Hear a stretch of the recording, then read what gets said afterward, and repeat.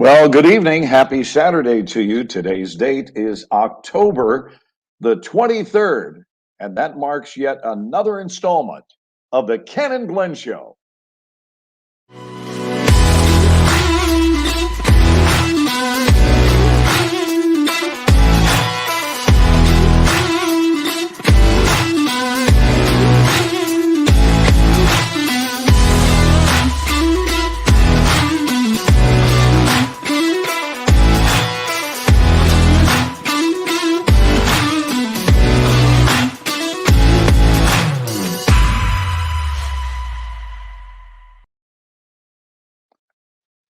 Good evening, brother. How you doing, bro? Baby, I'm in Southern California, so you know I'm doing good. Dude, I am fine as wine and mellow as a cello. dude, I saw some secretly taken video of you on the internet Was I earlier. naked? You were fully clothed by the Damn grace it. of God. Damn it. No, it was Dr. Bill put a little video of you up at Bob's Oh, at event. Bob Nell's event. Yeah, it was awesome, Cool. It's man. thoughtful that he checked in with me first to see if that was cool with me. I'll take Well, he was sarcasm for selling copies 500, of it. please. Do what? I said, I'll take sarcasm for 500, please. I don't Well, I remember mean, Dr. B saying, "Hey, Glenn, bud, is it okay if I, yeah." Well, a warm good he evening. was selling copies of it. I don't know if that matters. Oh, yeah, well, that's not a problem at all. Not. A warm, heartfelt good evening to Victoria and Victoria, Skylar and Ariel and Larry and Joan. Joan, My and sweet Rhonda. friend Rhonda, Andrew. Good evening. I Good wore this evening. hat Sandy is here in the house. because of you, Glenn. What's that? This hat. Oh, You yeah, I understand. you were on CSI. A lot of people We don't can know let that. people think that it stands for that. I mean, you and I know better, but good Right. evening, Robin. Good evening, Chris. Ken, I have a question I have to ask of Siri, and I will be right back. You take over the show, if you would, for about 15 seconds, would you? Okay. Not a problem. Are You you can going to take mute? me off the screen for 15 seconds. Are you going to mute yourself? Yeah, Okay. All right. yeah. I'll take you I'll be off. back. All right. He'll be back. So he's talking to Siri behind our backs. What's happening? Scott Ricard is in the house. How you doing, Scott? Christopher Voss, what's happening, my brother? Robin Ragan. I don't know how to say your last name, so we'll go with Ragan. How about that? We have Joe Ingram is stopping by to say Hawaii. And I am back. Oh, look at this. We have the one, the only, the inimitable Glenn Morshower. There's Joe Ingram in the house. Hey, I was actually just checking to see what the score of the Dodgers Atlanta Braves game was. Top of the ninth, 1 out, 4-2 Atlanta. Are they in So Atlanta? they are in Atlanta tonight for game Wow. 6.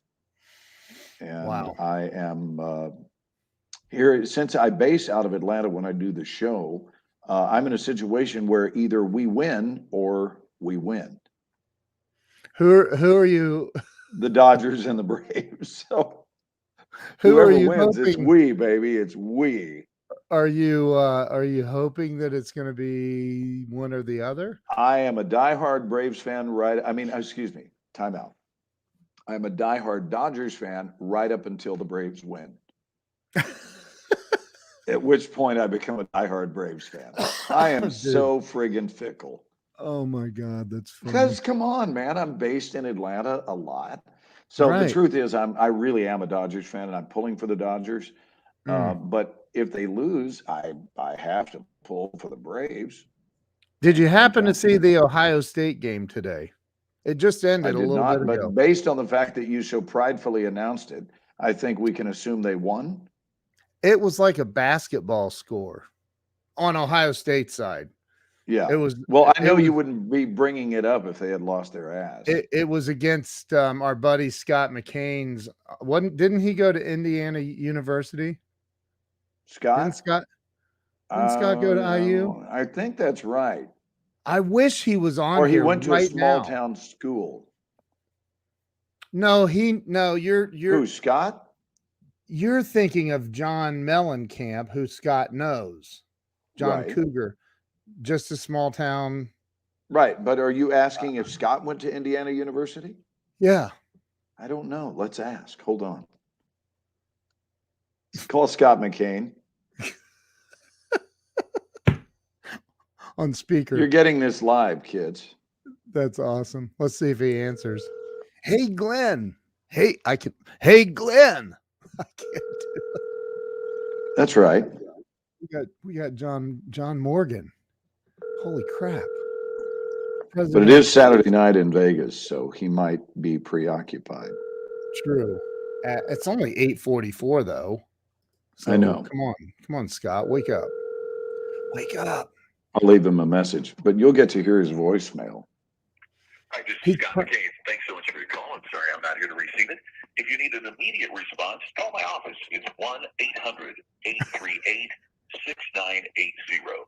800-838-6980. Shelley is there ready to help you. Or an email helps speed up prompt response if I'm on the road. Just send me an email at scott@scottmccain.com. Look at that. I look forward to getting back with you promptly. Thanks so much for your call. I look forward to talking to you soon.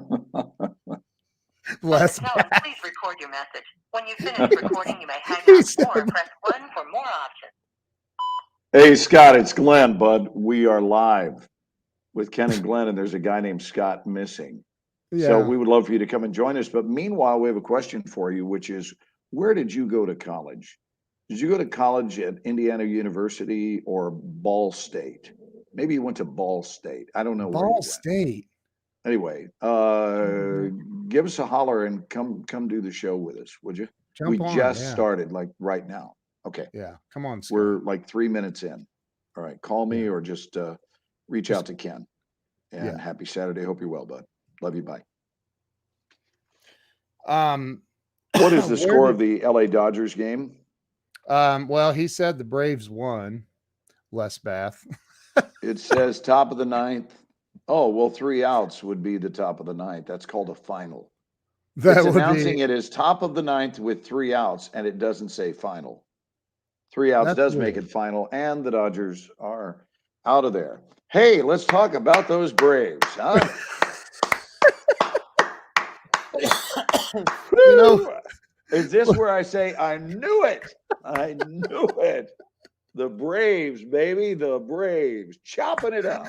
Oh my God, that's funny, dude. You know, when I saw Brad Leland's comment. I know, I love it. He said, "BS, you live in Texas." Are there Astros fans in Texas? Well, yeah, but they're mostly spread out in the Houston area. But Brad, listen, anything Texas, Brad Leland is aboard. He's Brad. You know what it is? I want to say this about Brad. I love him. But he's one of those people who is annoyingly proud to be a Texan.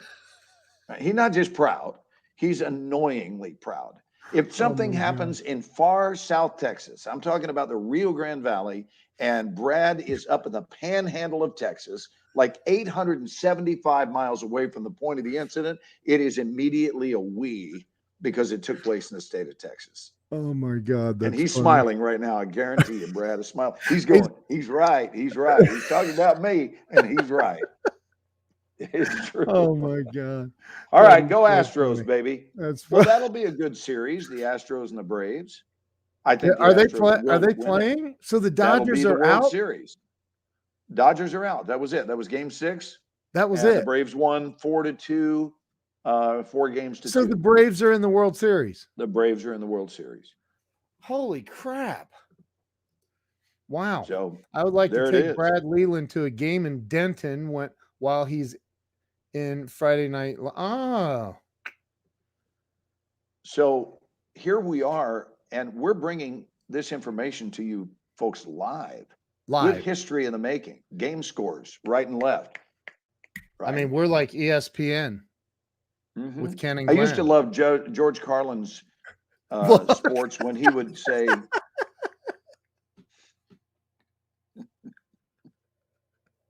dude, the way that Hey, Scott, how are you, buddy?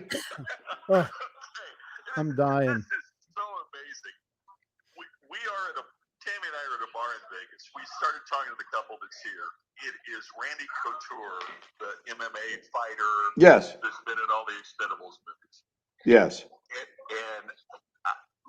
So they came over. They sat down with us. We've met them before, but anyway, we're hanging out. Well, anyway, I am telling him the chickpea joke when you call. Oh, nice. It's like karma. I couldn't freaking believe it. I am in the middle of the chickpea joke, and I looked down at my phone, and you're calling. Did you happen to hear what I was calling about? No, I didn't listen yet. Hold I up to was the saying microphone. we I can't just hear went it. live and want you to go live. Oh gosh, I'm sitting at a restaurant. Where I did it from hospital. I'll figure it out. Nope, no biggie, but I just want you to know we're live, and if you want to join us, call Ken. And tell We him just went live. We just now went live. and tell him I did it from a hospital. No excuses. We're finishing up here, but if I don't jump on, why we'll talk soon. Is Randy still at the table? He just went to the restroom. Did he laugh his butt off? He laughed his ass off. Okay, good. I am stealing that, and I said, brother, that's why I told you share that as much as you want. I showed him your picture of taking me to BMW. He went, oh my God, I know that guy. So that's very cool. So when you come to Vegas, we'll all get together. Yeah, well, I'm in LA. I'll catch up because I'm live with Ken right now, but I got my stay extended here, so I may come up and see you here in like 4 days. Oh, perfect. Awesome. All right, buddy. All right. Come join us if you can. If not, we both love you. Okay, bye. All right. I Scott's in missed it. Vegas. What did he say to Randy Couture? Oh, you heard that. So he I told heard- him a joke. yeah. He told him a joke that I had told him that made him laugh very hard.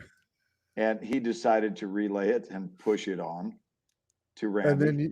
And then he's called. sitting there at the table and he said, as he was telling him the joke, I called him. That is hilarious. Yeah, dude. it's pretty funny. That is funny. So, You know, when I followed baseball, I followed the Braves. Maybe I'll start following baseball now again. Why weren't you a Cincinnati Reds fan growing up? It's the same reason I was a Steelers fan growing up in Ohio. I don't like following the herd, man. I'm just not a herd follower. Right. Everybody else, George Carlin's partial scores. This partial score just in: Cleveland 21. No, I'm sorry about my cough. I still have this cough, dude. Jeez, dude. It's crazy. I love that he would go Cleveland 21. And you're waiting, and there is no other part to the score. And then he'd say, tonight's forecast, dark. With widely scattered light first thing in the morning. George Carlin was such a friggin' genius. The world misses him. So hello from Southern Cal. I've been here all week. We had a great week on set.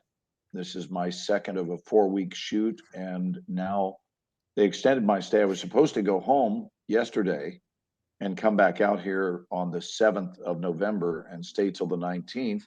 But while I'm here, they said, is there any way we could extend your stay, because we'd like to bring down one of the people who's on a series in Vancouver, and they had to shift shooting schedules around. And, I'm a team player. If I had something I had to get to, I'd say, sorry guys, I don't, but I don't have a conflict. So I said, sure, happy to stay. And so we're filming on Monday. And anyway, sorry, you're still dealing with your cough, buddy. That sucks. Oh, it comes and goes. It's we talked about you the other night. Dr. Bill and I talked about you. Oh, did you? Mm-hmm. I love Bill. He's such a good dude. He is a good dude. And we had a lovely time at Bob Donnell's event. Look, John Piper, hello. That's a great question right there. But hey, are you the photo you sent me? Are you allowed to? Or no? Not allowed to share that. No. No. Okay. No. All right. No, Yep. I can't even talk about what it is. I It's know. one of Okay. those. Yeah, I knew. I It's thought. some of these things that hello, Kim, some of these things that, the non-disclosures, Yeah. 62-year-old dudes, we don't get it. And it's because we don't care. We're not looking to find out what's the latest and what does that mean and who's in it. But Right. I do honor the privacy. I just Right. wanted you to see what the outfit looked like. I thought it was So, great, man. yeah, it was pretty cool. And I'm glad I Someday. dropped a couple of pounds because I'm getting my ass worked out a Are lot. you? Yeah, I mean, Wow. it's very physical, right? So we're doing motion cap, that much I can say. Yeah. Yeah. We're doing motion cap, and when you do mocap, um, you can't be dragging around a lot of extra weight. It's too physical. Yeah. So the fact that they esteem me to be physically fit enough to do what I'm doing is wonderful. And I am, and we're having a good time. It's a good shoot. That's So awesome. do we dude. have any comments what's everybody doing? Happy almost Halloween. Happy almost Thanksgiving.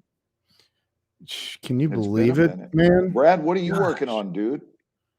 I heard that you were I working. talked to him yesterday, dude. I can Oh, tell you you. did. Yeah. I heard from the inside scoop that he was working on a project with a mutual friend we have back from Friday Night Lights days, and that he's filming in Austin. Wow. So I know he got a good little running gig, and I'm happy for him. Yeah. Happy for you, Bradsky. Yeah. He's got a some kind of or not a co-star thing going on with something. Yeah, I think it's a recurring thing, and he's working with my sweet friend Bonnie Gale.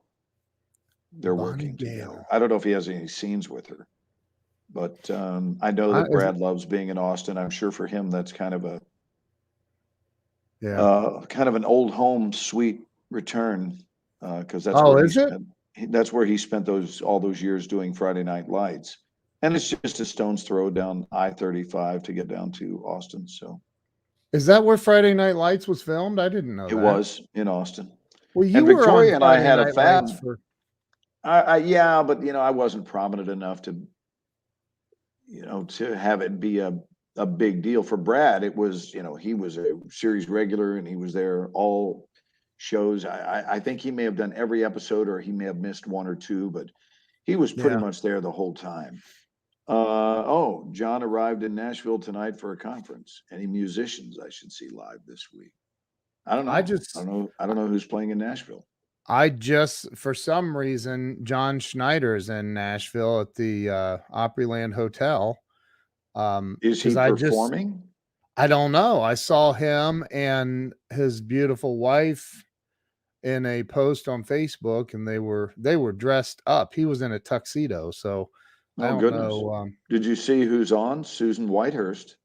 Hey, Susan has enjoyed. And wow. She has joined us and said she used to lay in bed and listen to us and laugh. We miss Weldon. Yeah, we do miss Weldon.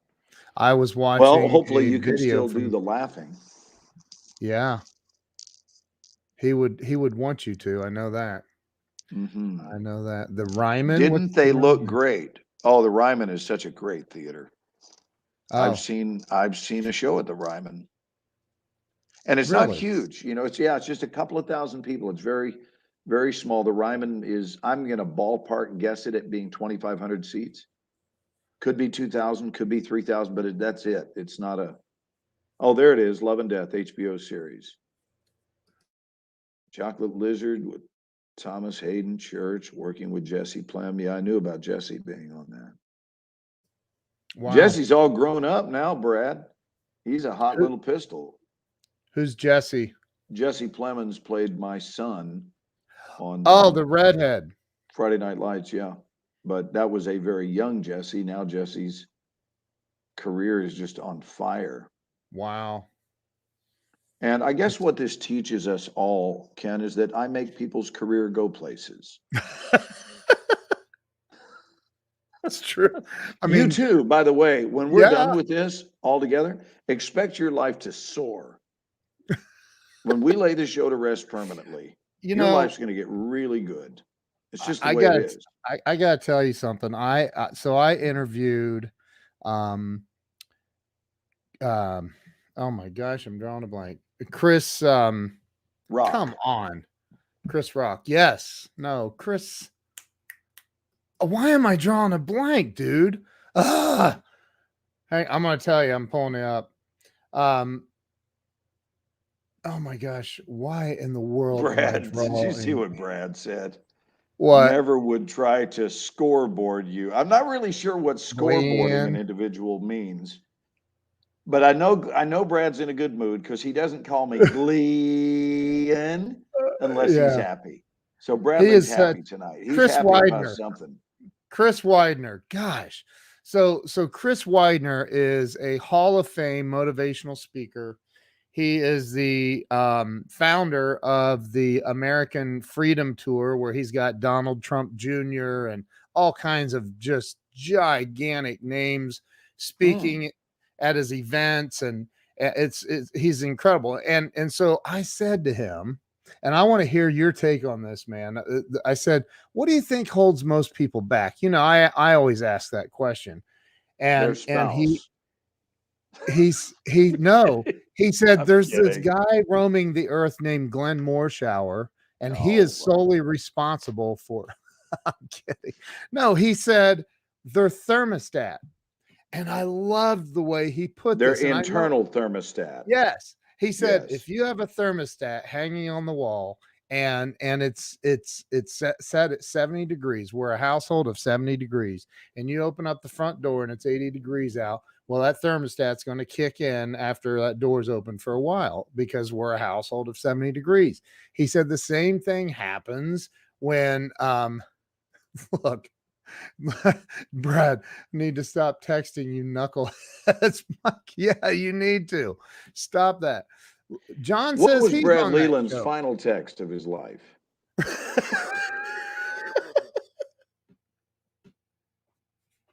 We'll be right back with that information on TMZ.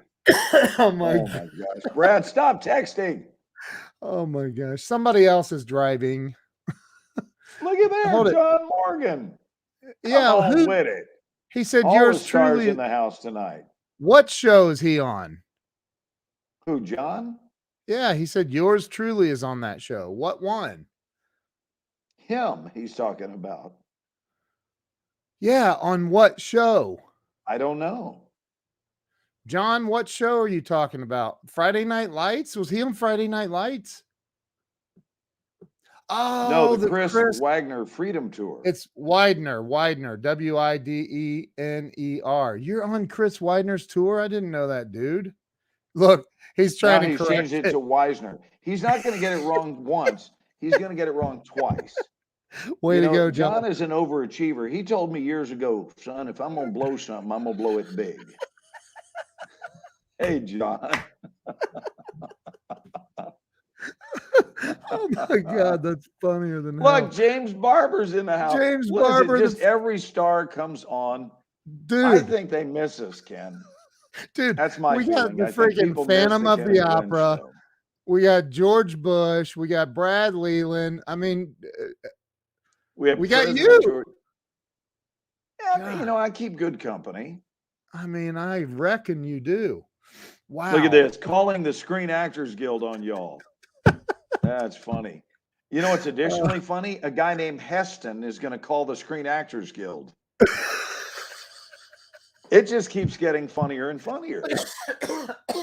Hold on. He was the president of our union at one point in time, Ken.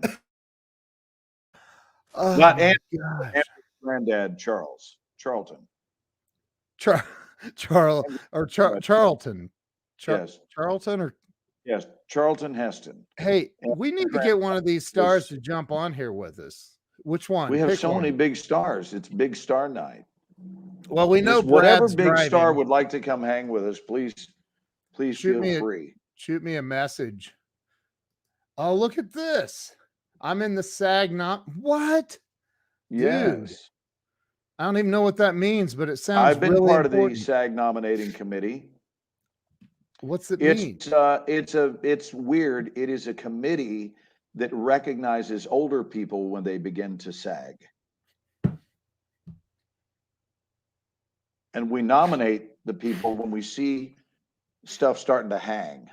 Oh my When we God. see it hanging down, they get the nomination. Wow. Wow. Congrats That on is, being a part of that. That's cool. that's James, way really to go, awesome. man. Okay. So hey, James Wait, let's back up to Brad Leland. Doing a play here with Sandy Duncan in February? What? First who's of all, Sandy where? Duncan? Are we talking about Dallas? Where are we No, doing a play in February? And Austin. I am there. Austin. Because I want to see you, Brad Leland, on a wire with wings. Dude. I want to see you coming in like Sandy Duncan would. And I want to see Brad Leland doing this. Oh my God. So beautiful. Oh, that's funny. James is running. Don't run, dude. Don't run. Oh, he can't get on. There's no Brad pressure. Leland, what are you doing with Sandy Duncan? Look, John Piper's like, stop asking him questions. He's tearing up the Yeah, streets. that's true. I forgot. Texas. My bad. Oh my God. Good Lord, have mercy. So Glenn, Well, you're in LA, but what are you in your home in LA? I'm in my empty home in LA. There's nothing here. That's why you hear my voice echoing off the hardwood floors. I don't hear an echo, but do you have a bed? I do have a bed. I left a bed and a clock. And I do have the internet still because I teach when I'm here. Yeah. And don't even have television because there's no point in having a TV that I don't use, right? Because I'm not here very often. I'm only here a couple of times a year. Isn't But that it in your is empty. contract And though? we have That's some sad. things. We do have a kitchen that still has everything in it. Like, meaning that I still have the washer dryer in here. I still have, I have the things I need to live, but all of our stuff has been relocated to Texas, and Yeah. we've chosen to keep it because we're just kind of keeping a watchful eye on developments. It's weird, Ken, because in the film and TV industry, when you're connected richly, and thankfully I am, you're never more than a phone call away from something changing quickly in terms of the trajectory of something. So right now we're situated in Dallas, but I work in Atlanta, and in a heartbeat, I could get a phone call on Monday morning that says we've got a new slot for you in a series that shoots in Atlanta, and I mean shoots in LA, and we would turn around and come out here and be here full time again. And within a couple of years, if the show lasted, we would get resituated here. So Wow. it's a bit of a gypsy lifestyle, and it's not for people who need everything to stay the same. You have to be okay with sudden changes. So I love the way, Grant Cardone puts it, dude. He says, people say, I'm stuck. I'm in, he's like, you're not a tree, move. Like, right. I heard that expression, you're not a tree, from Alan Skidmore, my buddy in West Virginia. He's the first person I ever heard, you're not a tree. Yeah, move. Like, I can't. Welcome to Ted and Jeffrey in the house. Good evening, Jeffrey. Middletown. Who's from Middletown? That's where he's doing the play. Oh, Middletown. Where is Middletown? Somewhere in the middle. I can guarantee that. But is it in Texas? Yes. Middletown. Yeah. There's a great question for you, Glenn. Glenn, what's your view about the motion picture industry getting back to normal? We need more good shows, flicks. We're doing our best as a business. Everyone really is, to try to get things back to as normal as they can be right now. I mean, we're still heavy duty with our COVID protocols, and everybody has to be masked unless you're actually doing the scene. So we don't even get to walk around without a mask. We have to wear a mask right up until about 5 seconds before they say action. Oh, it's the name of the play Brad's doing. Is that, and just tell me if it's in Dallas. That's all I want to know. Or where is it? And I will come see you, Brad. That is a promise. So By will the I. way, I will come see you. Oh, Ken will too. I will with Glenn. So we'll come support you, bud. That's Unless we don't fantastic. get backstage passes, then we're not coming. That's very so yeah. I mean, we're doing the best we can. I mean, nobody knows what the Yeah. future of it will be, but I know this much: we limped along for 7 months with nothing going on. Everything was completely shut down, and we have been actually back in action for exactly 1 year. We started filming last October, and we've only had a couple of shutdowns in that year for minimal amounts of time, and that's a pretty good track record. So we're just doing the best we can, trying to stay on top of things and be conscious of the situation. But it's not easy. I mean, it used to be so much more relaxed.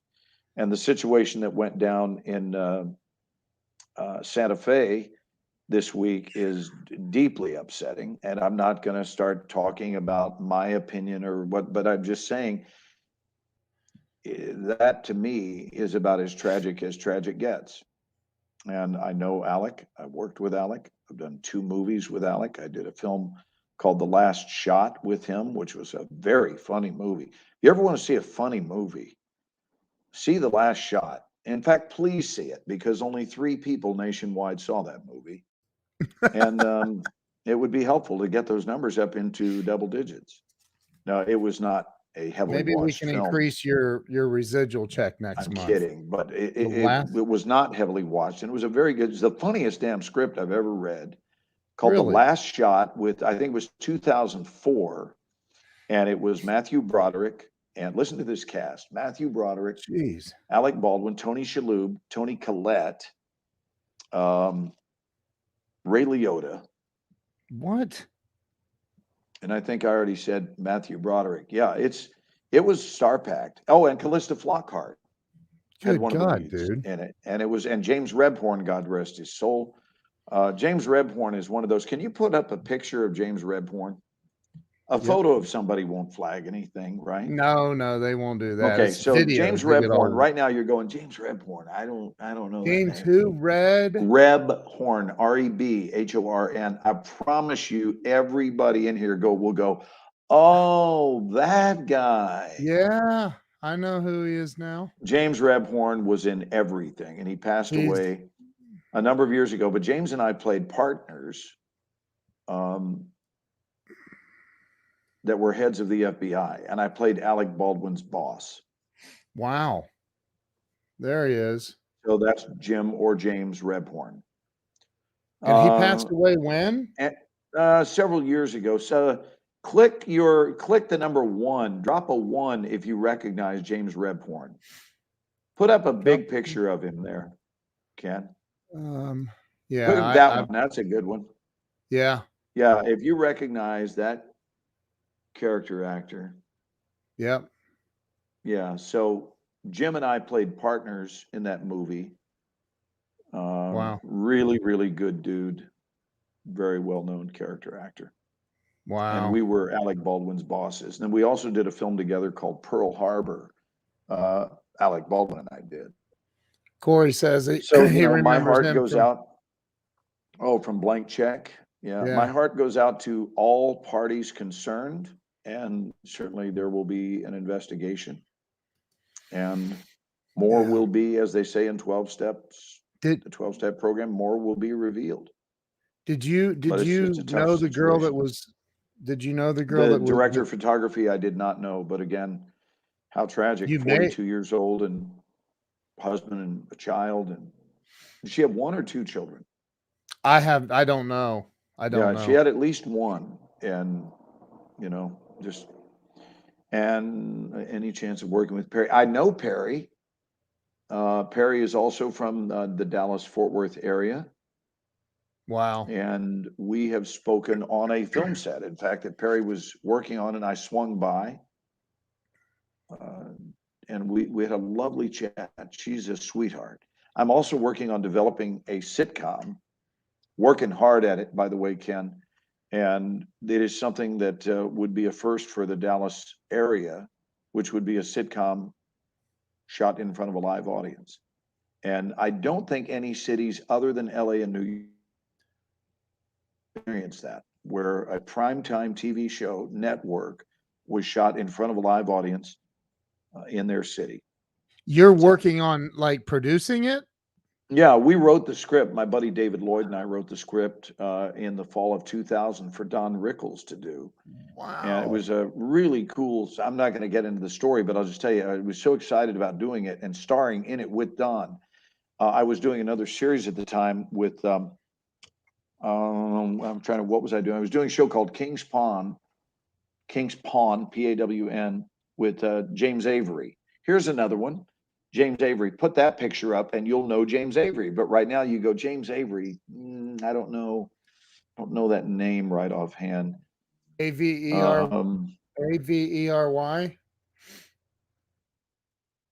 Oh, here's Sean. Hello, Sean. Oh yeah, I know him.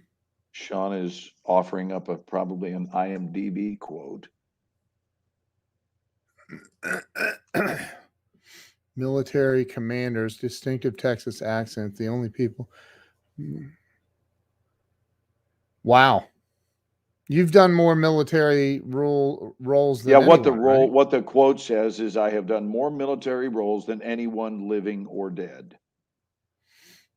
And wow. That's actually the quote. But anyway, we all of 2000, and I was doing the show. Oh, did you put up James Avery?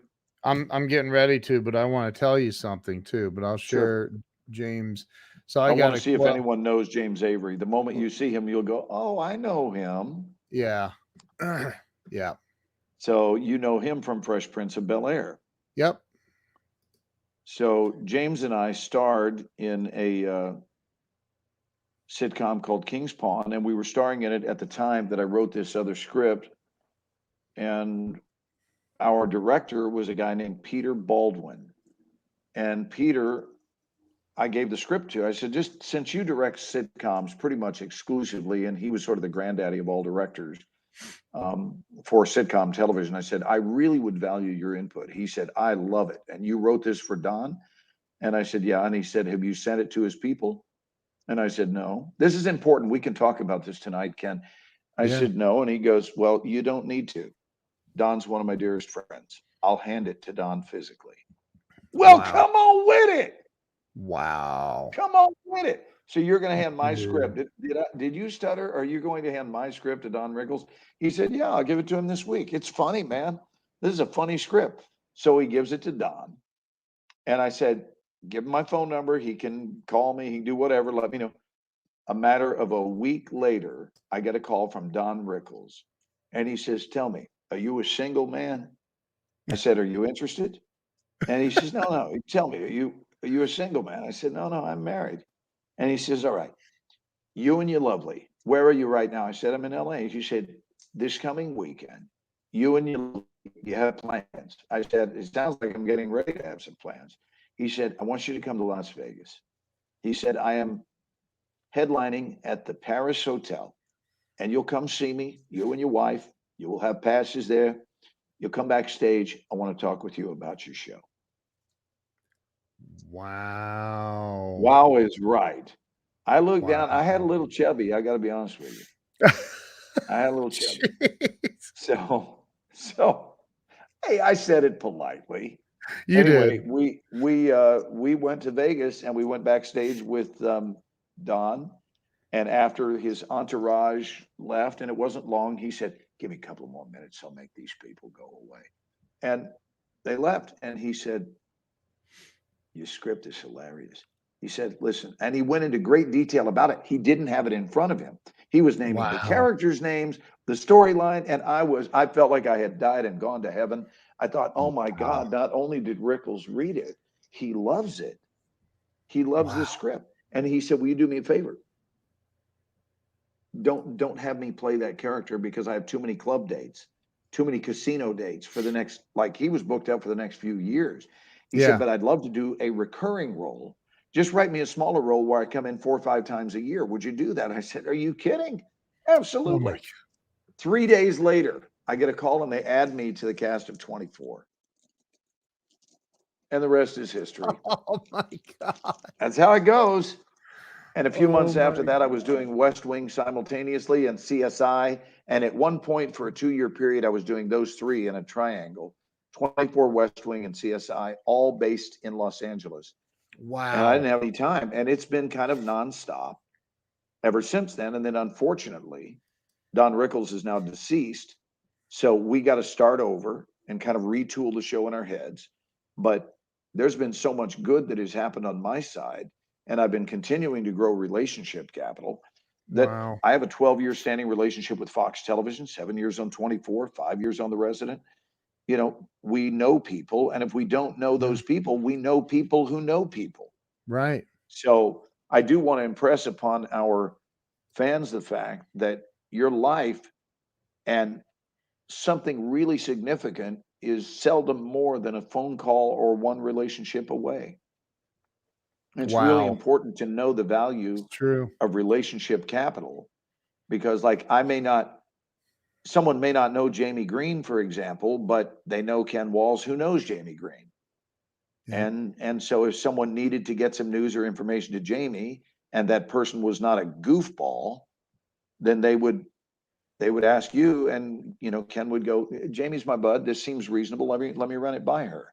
So I just think it's Yeah. pretty neat. I think that people shoot themselves in the head, pardon the expression, but they do kind of veto their own dreams, don't you think, Ken? They start Dude. thinking for reasons why things can't occur. Let's go back to this thermostat reference. Yeah. They start thinking why something can't become so instead of why it can and will become so. I got it. Let me chime in on this real fast. Yeah, and I'm I done think, yammering. Forgive me. Thank you for listening. no. I want, you're not yammering. This is dialogue. I love this. So years ago, I read Jack Canfield's book, The Success Principles. And that was it was a long time ago. And then fast forward to 2006, I watched the movie The Secret, and I was like, God, that's freaking unbelievable. And then I bought the book and I read the book like 3 times and watched the movie. And so I'm like, okay, I don't know what this vision board thing is, but I'm doing it. And so, dude, I put myself on the front of Fortune magazine, leaning in a suit, leaning against my logo. I photoshopped it.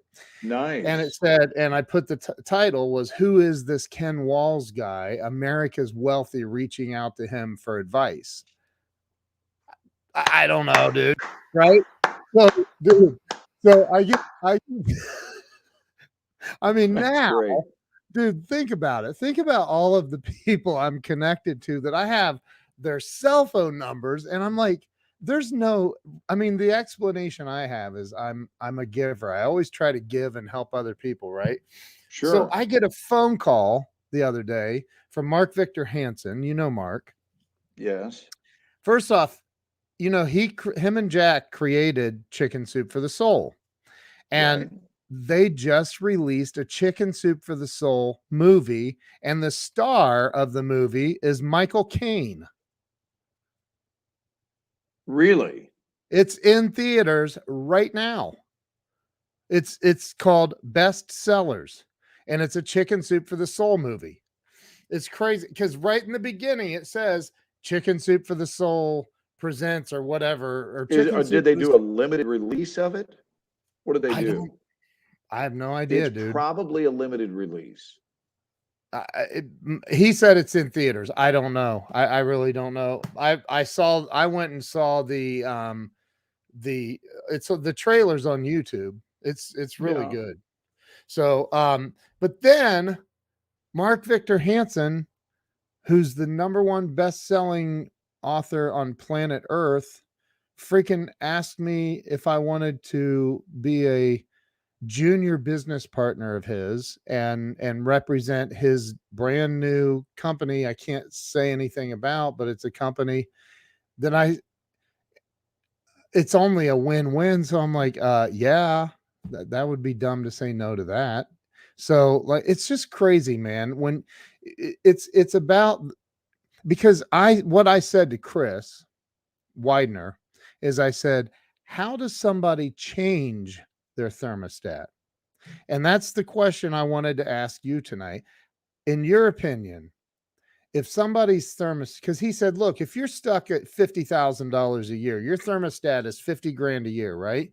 And you win $5 million, that somebody wins $5 million in the lottery or whatever, their thermostat's going crazy. Oh my God, no. Get rid of all this money. Give it away. Get rid of it. We are $50,000, not 5 million. So yeah, because it overwhelms their thermostat. Yeah. So Yeah. how do you, in your words, in your opinion, how does somebody change that Reset their thermostat thermostat. to Okay. where to 10 million, 20, whatever the So number I is? have an answer, I'm which is giving you full screen. you officially give up. Well, I like to see you hearing this Oh, too. So okay. you officially give up the notion, the belief that your past dictates your present and your future. You mentally divorce that. So that's how you do it. And instead, you allow your future to become your new thermostat.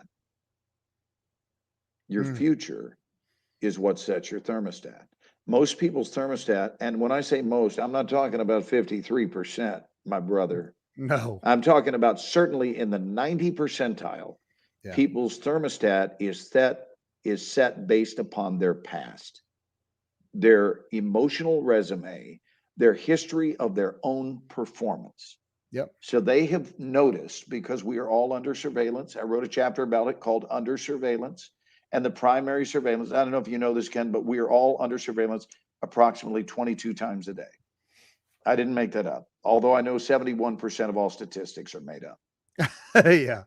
But 22 times, I read this in an article that if you are outdoors on average for the amount of time that you're out, you will be recorded. Some people 50 times a day, some people 4 times a day, some people none, those that stay at home. But if you're outside at all and you leave your house, there are going to be 22 recordings of you on average in today's world, because cameras are everywhere. And so we're all under surveillance. However, 100% of the time, we are under our own surveillance, which means we're always watching and noticing. And we're watching and noticing who it is we've been. Listen to this, who it is we've been, meaning past tense, and how it is we've shown up, once again, meaning past tense. Yeah. And we have formed, this is a scientific and psychological explanation for it. We have formed opinions based on how we've shown up in the past, and those opinions are the thing that set the thermostat. Yep. And it's not done intentionally, it's done unconsciously. So we have groomed ourselves to holding an opinion about our past performance, and we adjust the thermostat based on that. But what if you give that up?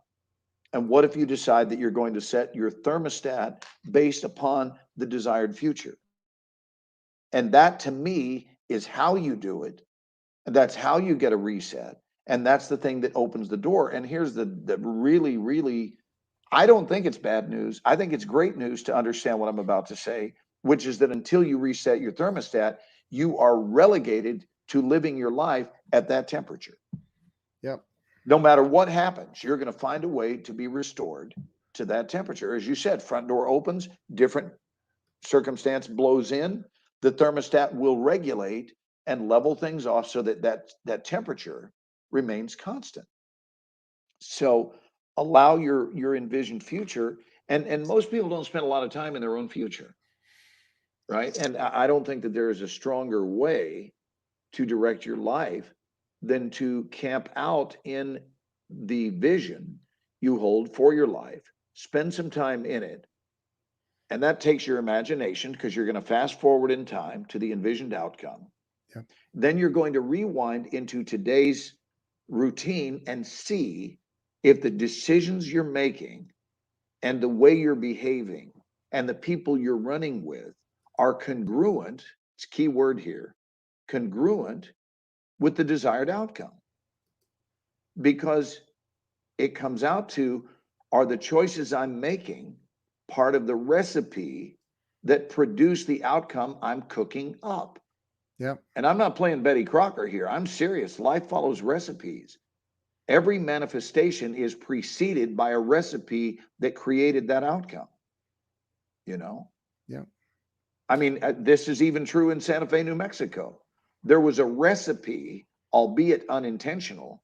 There was a recipe that was being utilized that created that outcome. And if that recipe had not been in operation, you would have had a different outcome. And this is not like a really wild realization. That's the way life works. Life follows recipes.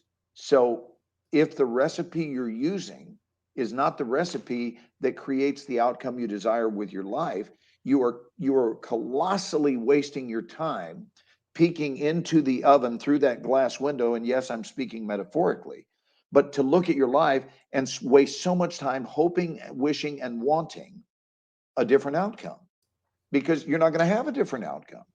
You're going to have the outcome based on what you shoved into the oven. Yep.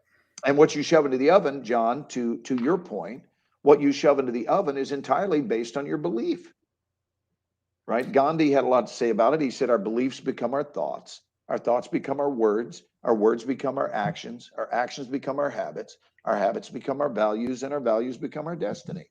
Thankfully, I remember that. That's part of me now. Yeah.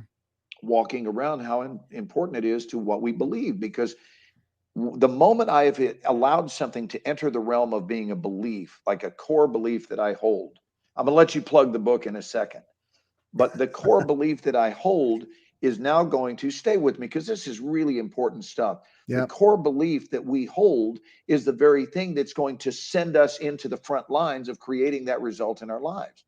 It's going to look back over its shoulder and say, okay, show me, tell me again once more, what is it you believe? And then when we feed that belief, that's when we start putting into implementation the recipe that generates that outcome. So Gandhi was a friggin' genius. And I want to say that again. This is from Gandhi. He said, our beliefs become our thoughts become our words become our actions become our habits become our values, and our values become our destiny. So it's really, really key. So we're wasting time if we are living and showing up, we'll just call it showing up, in the mindset that does not produce the very outcome we desire. So you're using the wrong recipe, but you somehow believe that you're going to hope it and wish it and want it into existence. And it's not going to be that way. That's not the way life works. Life follows recipes. Yep. So just make sure you're getting the right recipe into the oven, that from many people who have preceded you have used a similar recipe with great success to achieve that specific outcome. Cook with what they cooked with. That's all you got to do. Just cook with what they cooked with. Intentionality. And you will generate a very similar, yes, intentionality, and here's a big and, follow through. Yes. It's both. It's a vision, intentionality, and follow through. Totally and then you'll have agree. it. And it's not that hard. But you know what, Ken? When you say not that hard, there are people going, oh, bullshit. It's easier said than done. That's yet another one of the core beliefs that makes my list of what I call the toxic 12. When you say it's easier said than done, that belief is not serving you. Dude, I thought about you the other day. I won't mention names, but somebody said about my oldest daughter, who I love my kids. You know how I love. You've met them; they're amazing. And somebody said she needs to learn that money is hard to come by. I was like, no. So do you remember the teaching? Yes. What's the teaching I forget that tells that story? It's called the dirty, or the no, dirty but what is the specific quote that teaches us that? Here's the teaching. Money doesn't grow on trees. Well, yeah, that, right. That's the quote. Yeah. And that's what we were taught. Yeah. And we were taught that. And unfortunately, it got in there and did some massive damage. And it taught people that money is hard to come by. And they've been struggling with it ever since. and if you believe that, it's true. Then it's hard to come by. I do want to plug this book, and not just the book, Please do. but the Did you like what I said to you when I said, thanks for buying it? It will allow me and my family to eat for a year. No, I didn't hear. When did you say that? I said, yeah, buddy, I acknowledged you. I thanked you for the plug online. I know. I haven't been totally absent. I've just been very limited, and it's very spotty, my communication this week. I thanked you for the plug. Hey, I'm just going to be real, dude. Okay. So this whole movie star career thing you got going on, this interfering with our relationship. Yes. I talked to my agent about it. Yeah. He needs to pump the brakes. Well, can I tell you what he said? He said, why don't you call Ken Walls and give him one of my favorite Russian quotes, that quote being tough shitsky. Right. That's what he told me. I'm just playing. So this is the book, Persistence, Pivots, and Game Changers by Kyle Wilson. And look, let me get closer here. Who's that feller right there, huh? Who's that guy? Mr. Glenn Morshower. Sorry, it's not picking you up very well with my camera. Glenn Morshower is in here and wrote the second chapter of the book. And dude, I'm just going to say this. The very first paragraph that you wrote. Tell me you started crying when you read my chapter. I started crying when I read Glenn Morshower at the top of the page. Thank you, dude. Look, watch out, Ken. Self-watering friends are I know. I yeah. get it. Joe knows how I feel about that. I know. So do I, dude. And that's why I have room for Joe in my life, is because Joe doesn't chew my nipples off. But it's whoa. Thanks for that visual. I'm serious. I'm serious. Our job is not to breastfeed the world. I totally agree with you.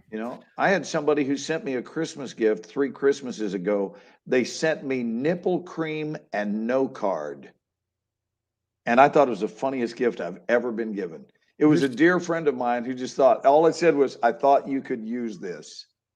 And it was like you would put on a cow to keep their teats healthy. It just felt like maybe I had been breastfeeding too many people, so they sent me nipple cream for the holidays. Right. I mean, that's funny. That is hilarious. That is a funny friend. What you wrote in this book, just the what do you call this? The not the title of, but the so you wrote the teaser, the what? Deciding to be an actor, and then you start in on the. So here's the thing.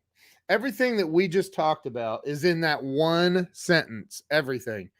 It's making the decision. It's making that you've got to decide, and then you have to take action. Decide, take action. And there's going to be setbacks. People are going to come along and adjust your thermostat for you, or try to. And there's going to be setbacks, but you just keep going.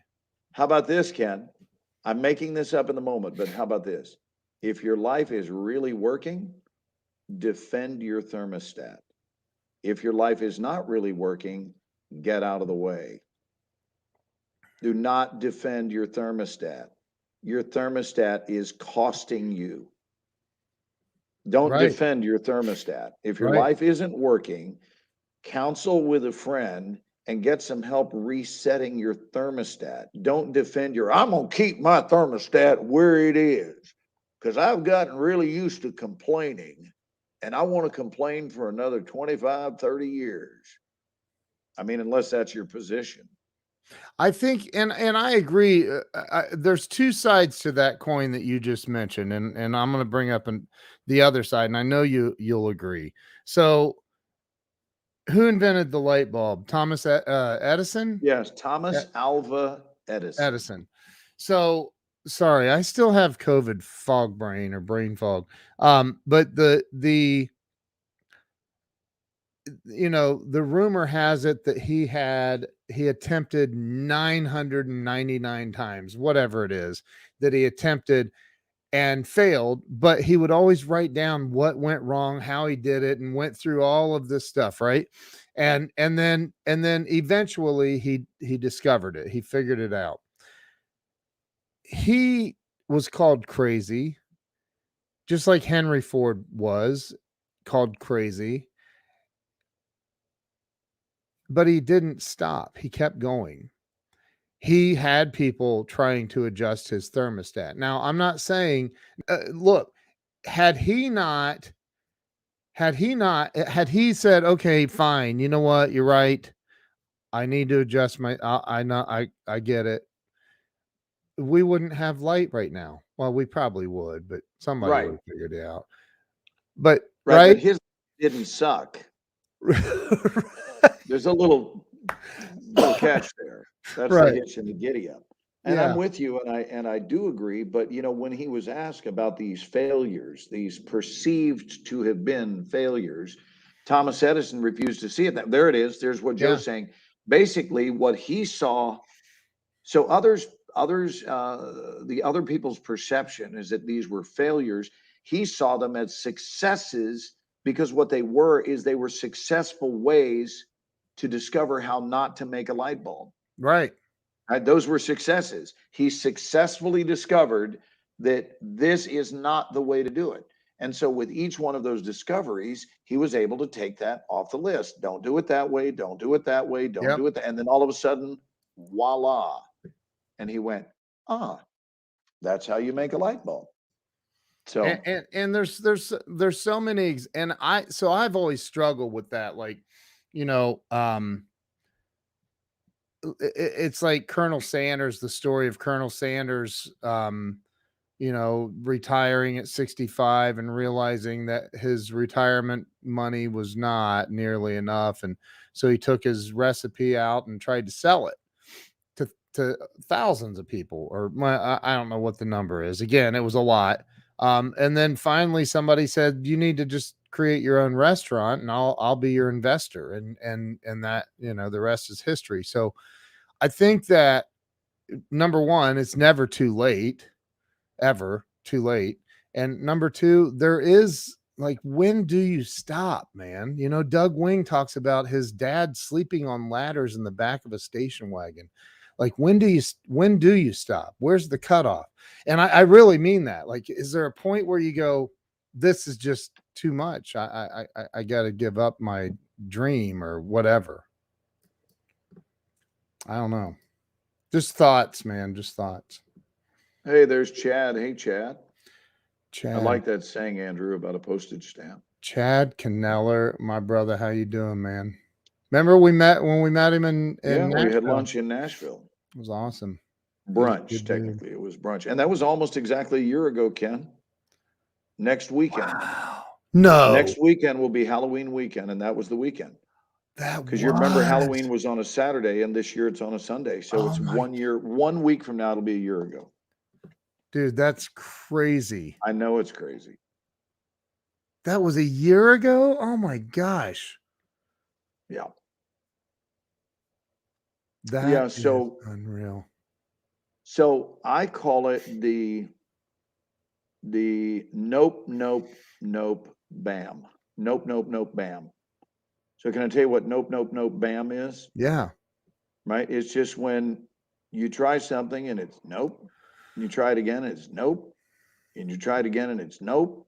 And then it's bam, which is a 2-syllable word, like bam. Remember that kid in the Flintstones? Bam, bam.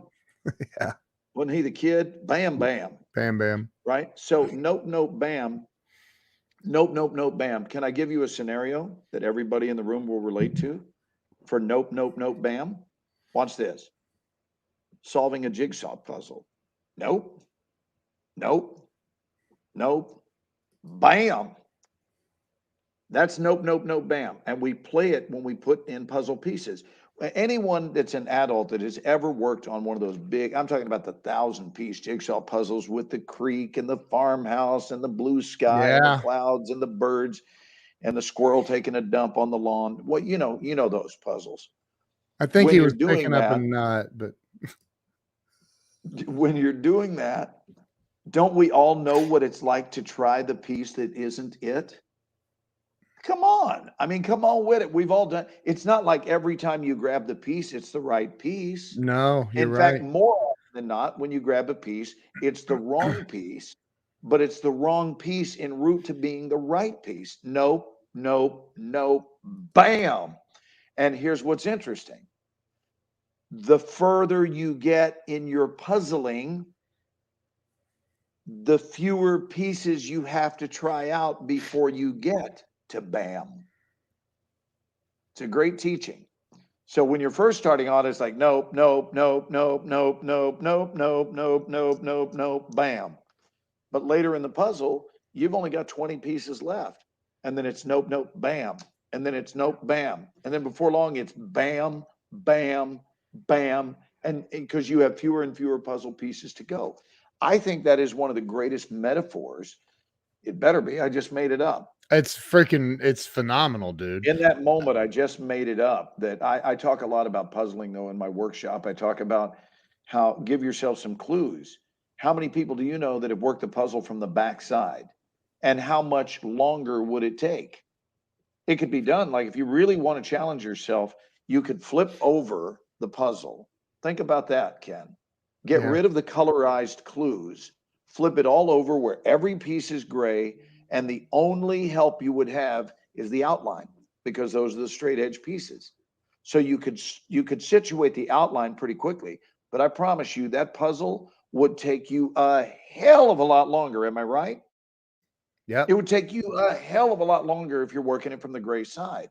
Well, think about how many people try to work their lives from the gray side. Oh God, that's such a great metaphor, dude. Wow. You know, I mean, quit working your life from the gray side. Find out some Wow. answers. Look at the color scheme. Get some clues going. And that will help you assemble the puzzle. Quit doing it from the gray side. Wow. Come on with it. Dude. You know, I was thinking about this today because I'm working on learning this it's not new software. I've used other softwares in the Adobe suite, but this one is their most advanced software. So I've been studying it, working on it. And I said today, I'm like, you know, I've tried to learn this software before and I gave up because I got busy with other stuff. And I thought, why are you investing this time learning this? So today I'm like, you know what? I'm just going to keep pushing through and I'm going to learn this. And then something clicked and I'm like, oh my God, there's a freaking pattern to this. And I'm not talking like a musical. I'm not talking, there's patterns to the flow of the whole program and the way it works. And that is the same exact thing with, let's say, acting. There is a pattern to what your career, the business side of it. There's a pattern to it. There's a pattern to everything that we do in life, and including putting a puzzle together. Like there's a pattern, and you just nailed it. You just said, then you're down to 20, 30 pieces out of this 1,000. And then it's bam, bam, bam, bam, bam. It's like, oh my God, all of a sudden everything is a win. You've heard it. I've heard it. People say, yeah, I'm a 20-year overnight success. Right. It just took 20 years to find the pattern. I remember when I became a thousandaire.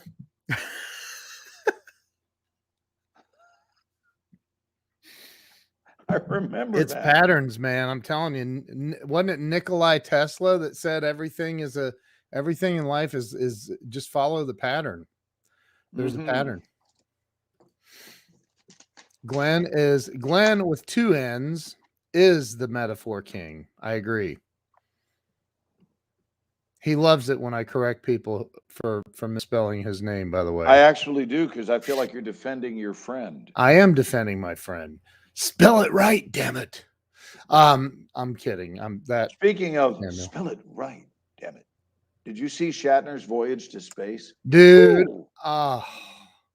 He was so emotional when he landed. It was beautiful. It was unbelievable. It was absolutely amazing. I mean, they shipped. How beautiful is life when you can actually send Captain Kirk into space? Dude. I mean, and he's 90. You talk about life imitating art and not the other way around. Like, let's see. Let's send Captain Kirk into space. I mean, he was so. Look at Joe. Holy crap. Sorry. He's distracting. You know him and Dr. Joe Bill. wants to get back to talking about my nipples. He That's does. Yeah, it's odd. Odd request from Joe Ingram tonight. So you know what? Like he literally, I mean, he couldn't, first off, he couldn't at first, you saw the clip. Like at first he couldn't get it out. Like he didn't know how to formulate what he was trying to say, like articulate it. Right. And then with a what and a flashlight, Ken?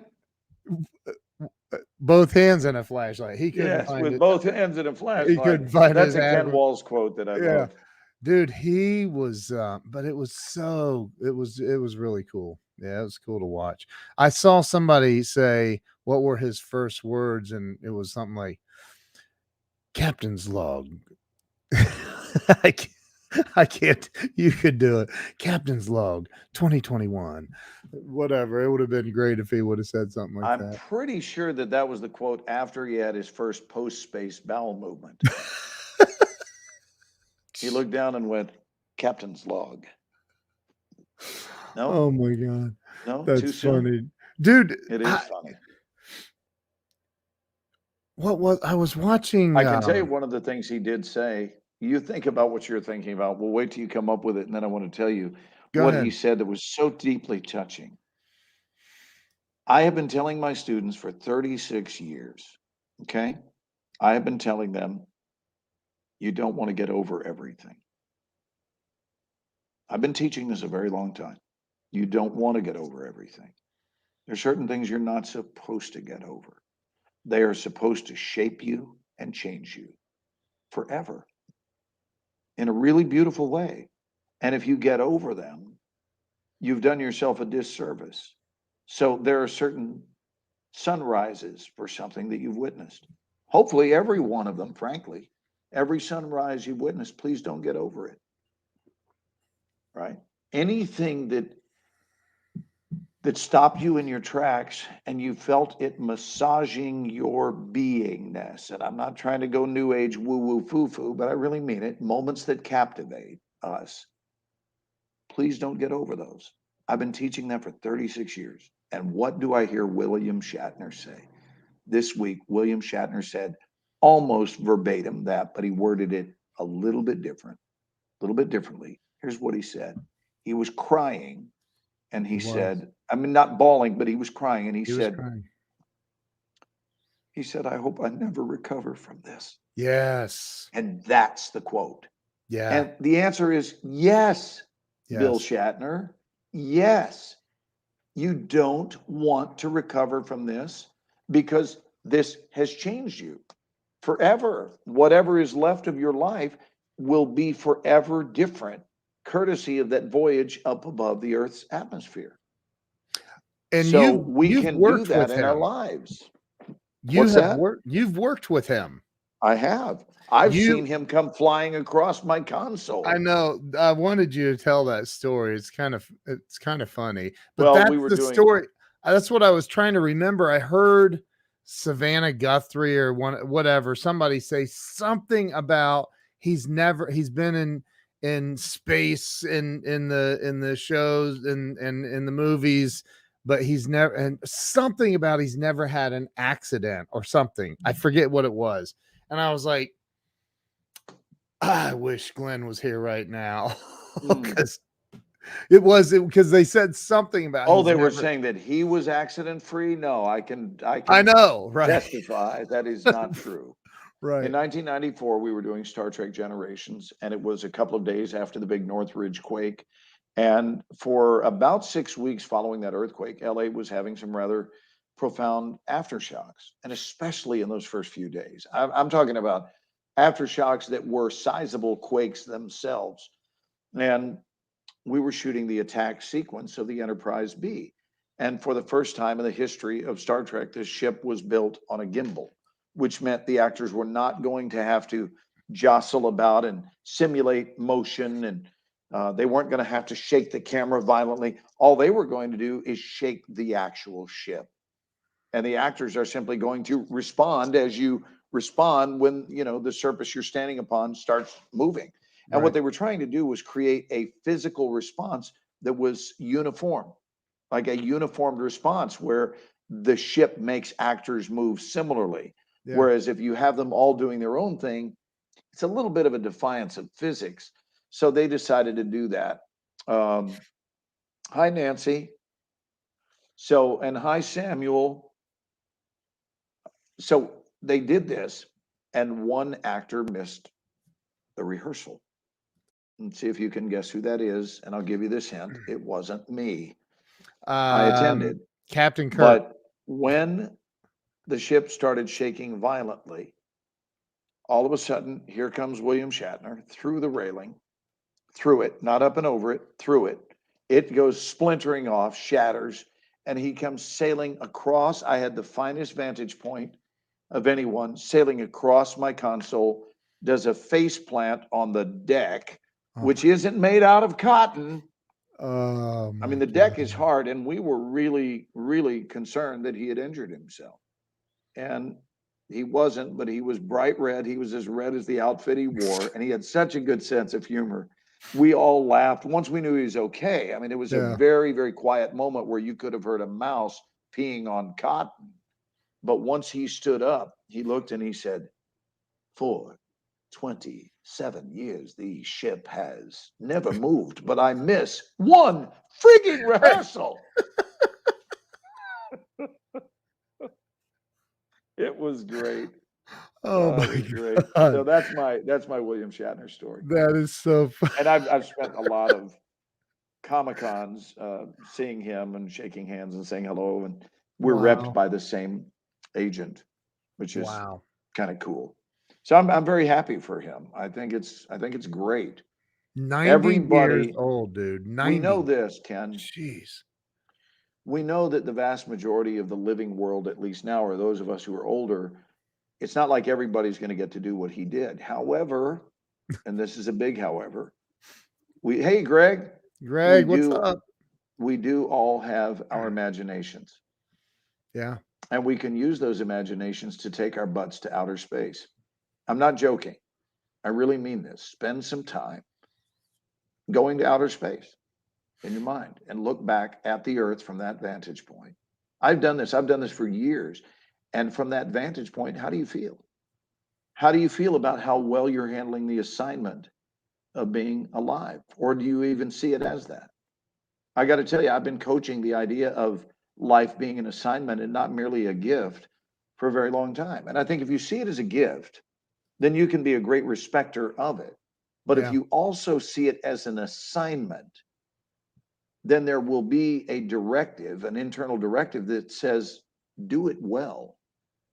Do your assignment well. And from that outer space perspective, when you're looking down at the world and going, okay, I feel like I've had a chance to behold it from this vantage point. Now I would like to go back and, you know, the saying on the sidelines, put me in, coach. Yeah. Put me in, coach. And you feel like you're eager to go back to your human condition. Yeah. And resume your life. But I promise you, if you've looked at it from outer space, there is no chance in the world that you're going to return and do it exactly the same. You're going to return and do it differently and better. Unless you're just a non-reflective person, like you just don't reflect on things. But if you're someone who does reflect on the quality of your life, then when you reinsert yourself into the experience of living, you're going to do it with greater gusto. And so what I encourage people to do is live your life for the second time around during the first time. Yep. Live your first time around with the second time wisdom. And that is only available through your imagination. But it's doable. Greg Parton, what's up? Welcome, dude. What about this, dude? Would you go up to space in a heartbeat? I wouldn't. You would not? No. Maybe when I'm 90, but not now, no. Yeah. You know why? I remember I got to work next week. They might give you a day off. It's only 11 minutes, dude. So here's the thing, though, man. I remember sitting in class watching, I think my junior year in high school, 84, 83 or 84, somewhere in there. Talk about the Challenger. And I saw it happen live. I remember watching because it was such a, it was such a big thing. And so Man, that would just, I don't know, would freak me out. Would freak me out. And I love that song too, Jamie. I love that song too. But I don't know, man. I really don't. I don't think I would. I'm very comfortable with my feet being, Your Earth version of yourself. yeah, like you know. Well, I didn't say I'm jonesing to go into outer space. I said I Right. would go to outer space. Right. Well, I would have to see you before you went. I mean, in person, like. Yeah, well, don't watch the liftoff because right now you got a really bad track record. What? Okay. Oh God. I mean, I don't want you watching the liftoff, Ken. I'll just tell Oh you that my right now. God. In fact, you know That's what I would base it on? I want you to be my agent, and let's do a little. We do a scene with me. Have you guys seen Ken Wall's act? He's really good. I know this from Yeah. experience. Will you play the role of my agent? And Yeah. right now, I want you to get on the phone. Just play along with me. Grab your Okay. cell phone Yep. Yep. and I call got it. me. Don't really call me, but pretend to Yeah. call me. Yeah. And I want you to ask me if I would like to go to outer space. Okay. Ready? Yep. Ring ring. Hey, Ken, what's up? Hey Glenn, how you doing, man? I'm doing well, man. Been busy. It's been a great week in LA. What's going on? What's on your mind? Well, there's something came up, and I was just I was wondering. I have an opportunity for you. It's going to be this coming Wednesday. I don't know if you can work it into your schedule or not, but Talk to me. Give me details. I finished shooting on Monday, so talk to me. well, the how would you like to go to outer space? What's it pay? And Actually, you have to pay. What's it?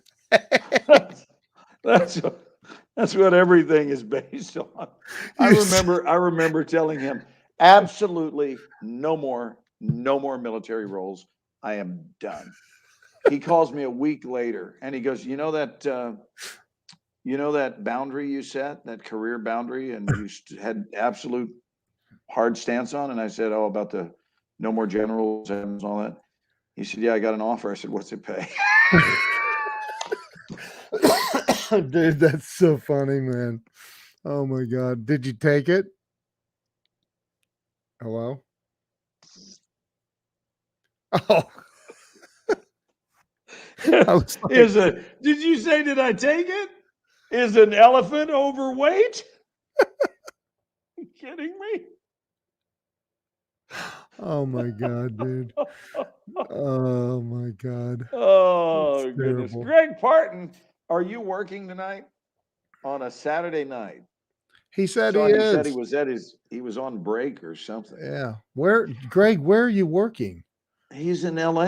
He's in the LA area. He's a out in the working actor, isn't he? Rancho Cucamonga area, sort of ish. Well, yeah, we do have to do a military movie. I want to see you while I'm in town, Greggy. he knows I'm where here you for live, a few more right? days. That's a And great question right there, dude. have you passed on roles that you wish you had not? No, I have not. And I have passed on roles. I am kidding myself. I was kidding with you guys about being that kind of a financial whore. It's just an old show business joke. I have passed many roles in my career. I have never passed one that I regretted, that I went on to regret, thankfully. But I've also passed on roles that I was really glad I passed on, right? Like really glad that I passed on.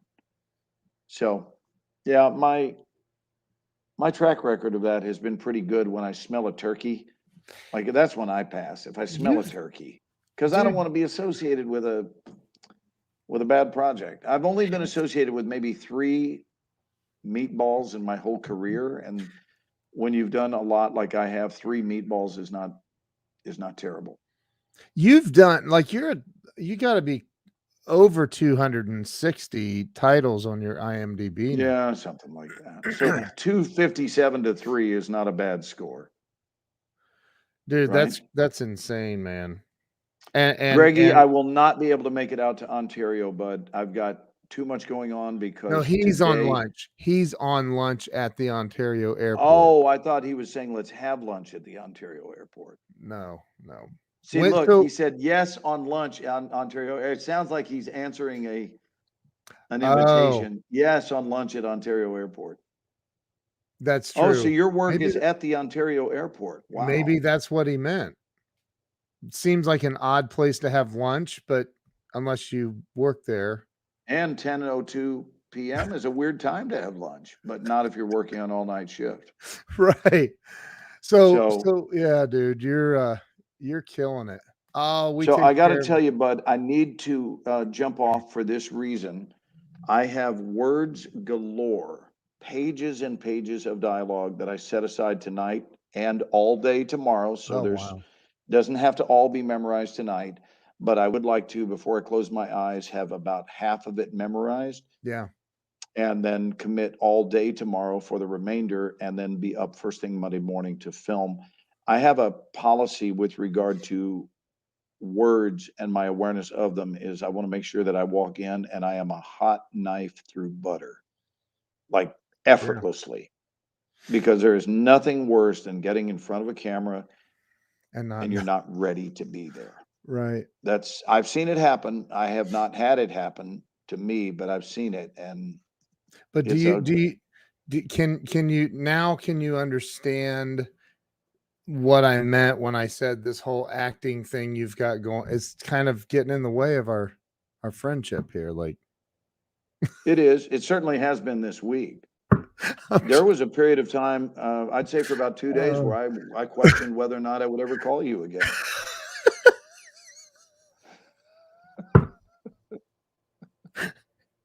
Oh my God, I missed you, bro. It's been fun, man. I love you. Give I my love love you to too, the man. fam. I will. Love you, dude. Hey, don't hang up. I'm gonna end this. So, hey, Yeah, Greg. we love you guys, and congrats to the Atlanta Braves. Congrats to you guys. Glenn's been rooting for him all year. They finally All pulled year. it off. All year, beginning about an hour ago. That All year. is so funny. All right, we'll see you guys later. Thanks so much, Glenn. It was Thanks great for seeing tuning you. in, guys. Bless you. Make good choices. See you guys later. Hang tight, Glenn. Bye.